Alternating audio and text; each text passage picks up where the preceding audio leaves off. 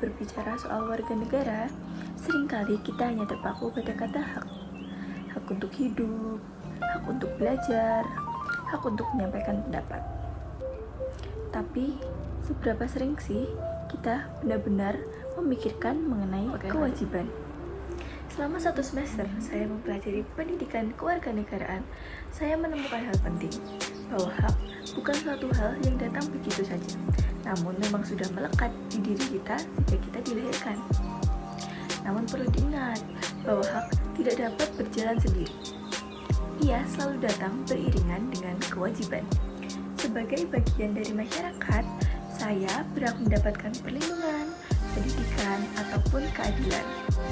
Namun di sisi lain, saya juga harus memenuhi kewajiban saya, yaitu dengan menghormati hukum, bertanggung jawab, dan menjaga ketertiban bersama di lingkungan masyarakat.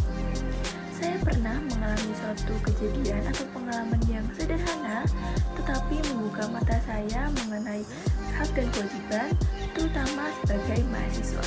Waktu itu dalam kerja kelompok, saya dan anggota kelompok telah bersepakat untuk membagi tugas secara adil dan rata kepada tiap-tiap anggota.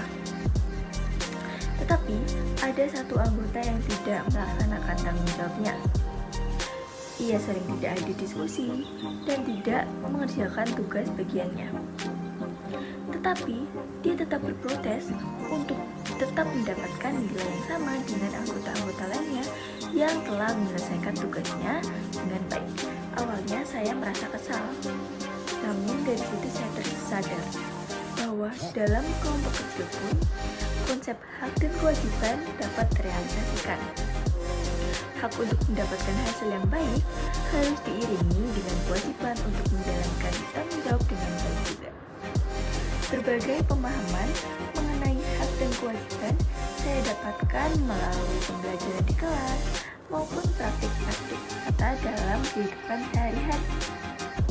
Dari situ muncullah pertanyaan reflektif dalam diri saya. Mengapa banyak orang lebih semangat untuk menuntut hak, tapi lupa bahwa mereka mempunyai tanggung jawab yang harus dilakukan? Apakah bisa tercipta masyarakat yang adil apabila setiap orangnya hanya memikirkan dirinya sendiri? Sebagai bagian dari negara ini, kita tidak hanya hidup di bawah perlindungan hukum, namun dalam tatanan sosial yang saling bergantung. Artinya, apa yang kita lakukan ataupun yang tidak kita lakukan akan berdampak bagi orang lain. Ketika terlalu banyak orang hanya ingin dilayani tanpa memberikan kontribusi, maka akan mudah terjadi ketimpangan sosial. Pada akhirnya, sekuat apapun aturan dibuat, tak akan berarti jika masyarakatnya tidak memiliki kesadaran untuk melaksanakan tanggung jawabnya. Dari sini kita dapat menarik kesimpulan bahwa menjadi bagian dari suatu bangsa berarti menjaga keseimbangan hidup bersama. Bukan sekedar hadir untuk diberi, tapi hadir untuk berkontribusi. Di balik setiap kebebasan yang bisa kita nikmati, ada peran yang harus kita jalankan. Jangan tunggu menjadi pemimpin untuk membawa perubahan. Mulailah menjadi warga negara yang paham dan sadar bahwa hak datang bersamaan dengan kewajiban. Ayo, jangan hanya menjadi penonton dalam kehidupan berbangsa dan bernegara. Saatnya kamu berubah.